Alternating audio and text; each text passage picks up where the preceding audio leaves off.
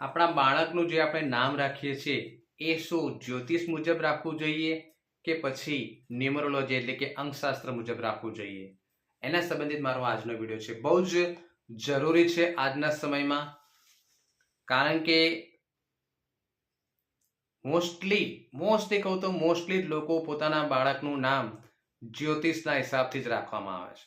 Mostly એમની જે રાશિ આવી હોય એ પ્રમાણે રાખે છે. પણ એક લોજિકલ વાત પણ અહીંયા હું તમને આ વિડીયોમાં કરવા જઈ રહ્યો છું. સૌથી પહેલા તો એક જરૂરથી કહી દઉં કે હું એમ નથી કહેતો કે જ્યોતિષ ખોટું છે. જ્યોતિષ બહુ જ સારી વિદ્યા છે. અંકશાસ્ત્ર એ પણ બહુ જ સારી વિદ્યા છે. પણ અહીંયા થોડું આપણે લોજિક સમજીએ કે જ્યોતિષમાં હોય છે શું. જ્યોતિષમાં એવું હોય છે કે જ્યારે બાળક જન્મ લે એ સમયે ગ્રહો નક્ષત્રોની જે પોઝિશન હોય એના આધાર પર પછી નક્કી કરે કે ભાઈ આની શું રાશિ બનશે, અને એ રાશિના આધાર પર જે અક્ષર આવતા હોય એ અક્ષરો પરથી આપણે નામ રાખીએ છીએ. બરાબર છે? આ જ કારણ હોય છે એમાં. હવે એક વસ્તુ કહેવા માંગુ છું કે જે નક્ષત્રો ગ્રહોની જે પોઝિશન બની છે જ્યારે બાળકનો જન્મ થયો ત્યારે, એનો મતલબ કે એ સમયે જે ઉર્જા હતી એ ઉર્જા એ બાળક લઈને આવ્યું છે, અને એ ઉર્જાને કહીશું પ્રારબ્ધ કર્મ. પ્રારબ્ધ કર્મ. હવે ધારો કે તમને કર્મ વિશે ના જો ખબર હોય તો હું તમને શોર્ટમાં સમજાવી દઉં. 3 પ્રકારના કર્મ હોય છે: સંચિત કર્મ, પ્રારબ્ધ કર્મ અને ક્રિયામાન કર્મ. સંચિત કર્મ એટલે આપણે અત્યાર સુધી જેટલા પણ જન્મ લીધેલા છે એ બધા જ જન્મમાં જે આપણે કર્મો કરેલા છે એ બધું જ સંચિત એટલે ભેગું થવું. એ બધું ભેગું થયેલું કર્મ છે એને સંચિત કર્મ કહેવામાં આવે છે. હવે એ સંચિત કર્મમાંથી આપણે આ જન્મમાં શું ભોગવવાનું છે, કેટલા કર્મો આપણે ક્લિયર કરવાના છે, એ અમુક આપણે નક્કી કરીને આવ્યા છે. એને કહેવાય છે પ્રારબ્ધ કર્મ. એને કહેવાય છે પ્રારબ્ધ કર્મ. અને ત્રીજા કર્મ છે ક્રિયામાન કર્મ, એટલે કે વર્તમાનમાં આ જીવનમાં જે કંઈ આપણે કર્મ કરીશું એને ક્રિયામાન કર્મ કહેવામાં આવે છે. બરાબર છે? સંચિત કર્મ, પ્રારબ્ધ કર્મ અને ક્રિયામાન કર્મ. તો પ્રારબ્ધ કર્મ એટલે એવા કર્મ છે જે આપણે લઈને આવ્યા છીએ અને એ બદલી શકાશે નહીં.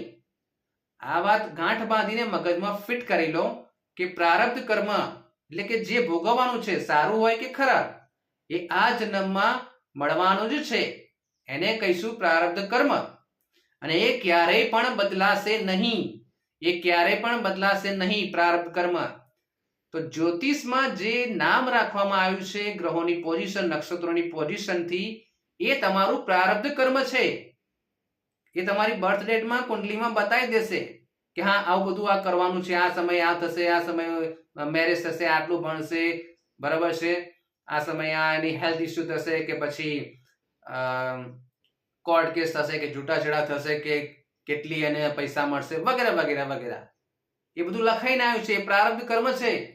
તો અહીંયા નામ પણ તમે કયા આધાર પર રાખ્યું?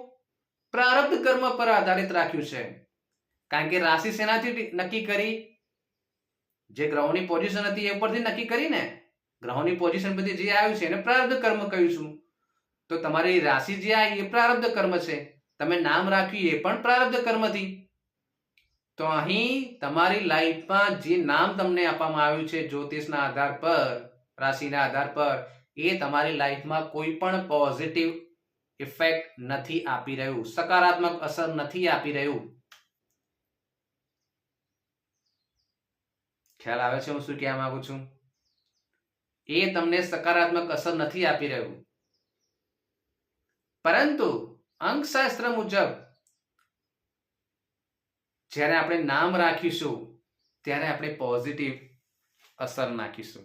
કારણ કે પ્રારબ્ધ કર્મ નથી બદલાવાનું, પરંતુ ક્રિયામાન કર્મ એટલે કે આજનો મારે જે કરવાનું છે, સારું હોય ખરાબ હોય, જે કરવાનું છે એ તો મારા હાથમાં છે. એ તો ભગવાને મને આપેલું છે. મને શક્તિ આપી છે, મને વિચારસરણી આપી છે કે હું એને બદલી શકું છું. પ્રારબ્ધ કર્મ નથી બદલી શકતો, પણ ક્રિયામાન કર્મ તો બદલી શકું છું ને. તો અહીં નામ જો આપણે સારું રાખીશું, એ જે એની જે બર્થ ડેટ જે બની છે, એમાં જે અંકશાસ્ત્ર મુજબ જે ગ્રીડ બની છે, ગ્રહોની ગોઠવણી થઈ છે, એમાં જો આપણે કંઈક પોઝિટિવ, હું એમ નથી કહેતો કે નામ બદલવાથી ભાગ્ય જ સંપૂર્ણપણે બદલાઈ જશે, એના જીવનમાં કોઈ તકલીફ નહીં થાય કે કોઈ બીમારી જ નહીં થાય, બરાબર, કે બહુ બધા પૈસા આવી જશે, લક્ઝરિયસ લાઈફ થઈ જશે. ના, હું એમ નથી કહી રહ્યો. નામ નંબરની ઇફેક્ટ હોય છે, પણ આપણે જોઈએ એટલી બધી નથી કહેવા માંગતો. જેવું કદાચ તમને લોકો પણ સમજાવે છે કે જો આ સેલિબ્રિટી જો કરિશ્મા કપૂર છે, કરીના કપૂર છે, કે પછી ઇરફાન ખાન છે, કે પછી આયુષ્યમાન ખુરાના છે, ઘણા બધા લોકોને તમને એક્ઝામ્પલ આપવામાં આવે છે કે જો એમને નામ બદલ્યું ને એમનું કેટલું લક્ઝરિયસ લાઈફ જીવે છે. ના ભાઈ, એવું નથી. તમને ખોટું સમજાવવામાં આવી રહ્યું છે. નામ નંબરની અસર હોય છે, એ શું કરે છે એવું તમને કહું. ક્રિયામાન કર્મ શું કહે છે કે મારું પ્રારબ્ધ કર્મ જે છે, મારી લાઈફમાં જે થવાનું છે એ તો નથી બદલે, પણ એમાં હું તમને શું કહેવાય, હું શાંતિ રાખી શકું, ધીરજ રાખી શકું, હિંમત રાખી શકું, કોઈ મને સપોર્ટ મળી જાય, કંઈ મને ગાઈડન્સ મળી જાય, કંઈ મને સોલ્યુશન મળી જાય, તો હું એ બધું જે થઈ રહ્યું છે ને મારી આજુબાજુ, એને હું હેન્ડલ કરી શકું, શાંત રહી શકું, મારી જિંદગી જીવી શકું. તો અહીં તમારું નામ જ્યારે અંકશાસ્ત્ર મુજબ કરવામાં આવે છે, એટલે કે ક્રિયામાન કર્મ મુજબ જ્યારે કરવામાં આવે છે, ત્યારે એની પોઝિટિવ ઇફેક્ટ થાય છે. જ્યોતિષશાસ્ત્ર મુજબ કરવાથી એની કોઈ પોઝિટિવ ઇફેક્ટ નથી થતી, નેગેટિવ નથી થતી, પણ પોઝિટિવ પણ નથી થતી. પરંતુ અંકશાસ્ત્ર મુજબ જ્યારે તમારું નામ બદલવામાં આવે છે, ત્યારે એની પોઝિટિવ ઇફેક્ટ થાય છે. સપોર્ટ મળે છે તમને જીવનમાં આવતી મુશ્કેલ પરિસ્થિતિઓ સામે લડવાની, હિંમત રાખવાની, સમજણ શક્તિ કેળવવાની, ધીરજ રાખવાની એક સપોર્ટ કહેવાય ને. જેમ કે સમજી લો કે આપણી લાઈફમાં બહુ બધા પ્રોબ્લેમ ચાલી રહ્યા છે, પણ કોઈ આપણો ફ્રેન્ડ આવી જાય કે આપણને મદદ કરી લે, કે કોઈ ગુરુ આવી જાય, કોઈ ટીચર આવી જાય, કે કોઈ ફેમિલી બી આપણા આવી શકે છે, એ આપણને સપોર્ટ કરે, હિંમત આપે, તો આપણે કે ચલો, આપણને બી એવું લાગે કે ના ચલો, આપણે કશું વાંધો નહીં, આ સિચ્યુએશન આવી છે ખરાબ, એને આપણે પાર નીકળીશું, મારી સાથે કોઈ છે.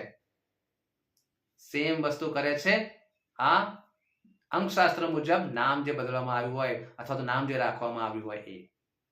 એટલે જ જ્યારે પણ તમે તમારા બાળકનું નવો જ્યારે જન્મ થાય, ત્યારે બાળકનું નામ અંકશાસ્ત્ર મુજબ રાખજો. અને તમે એમ કહેશો કે ના, અમે તો અમારા બાળકના તો 10 વર્ષ થઈ ગયા છે, 15 વર્ષ, 20 વર્ષ, 25 વર્ષ થઈ ગયા છે, 30 વર્ષ થઈ ગયા છે, હવે શું? હજુ પણ બદલી શકાય છે, એવું નથી કે નથી બદલવાનું. આ બધા લોકો જે ફિલ્મ સ્ટાર્સ તો પહેલેથી એમ નામ હતા, ના, કંઈક અલગ જ નામ હતા, તો પાછળથી બદલ્યું ને એમને, બરાબર. થોડી ઘણી ભલે એમને થોડી ઘણી પોઝિટિવ ઇફેક્ટ તો આવી ને. તો તમે પણ બદલાઈ શકો છો, ભલે ને તમારું ખુદનું પણ બદલાઈ શકો છો. ઇવન તમારી કદાચ કંપની હોય, જો તમે બિઝનેસ કરતા હોય ને તમારું એ કંપનીનું નામ કદાચ શૂટ ના થતું હોય, તો એ પણ તમે ચેક કરાવી શકો છો, એ પણ બદલી શકો છો. એના માટે હું હેલ્પ કરવા માટે તૈયાર છું. જી હા, 99 74 96 90 80 આના પર તમે મને કોલ કરી શકો છો. અને જો તમારું બાળકનું જન્મવાનું હોય, તેનું નામ રાખવા માટે પણ હું તમને ગાઈડન્સ આપીશ કે તમે આ કરો. નામ જો નેગેટિવ જઈ રહ્યું હોય, તો હું કહીશ કે ભાઈ તમે આ નામમાં આ ચેન્જ કરો, બરાબર છે. બિઝનેસ હોય, તમારી કોઈ કંપની હોય, એમાં તમને તકલીફ થઈ રહી હોય, તો એમાં પણ તમને સજેશન આપીશ કે ભાઈ તમે આ નામ રાખી શકો છો.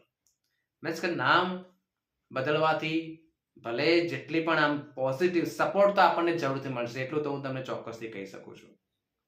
એટલે કહેવાનો અર્થ એ છે કે જ્યોતિષ મુજબ રાખવું એના કરતા અંકશાસ્ત્ર મુજબ રાખવું બહુ જ બેટર હોય છે.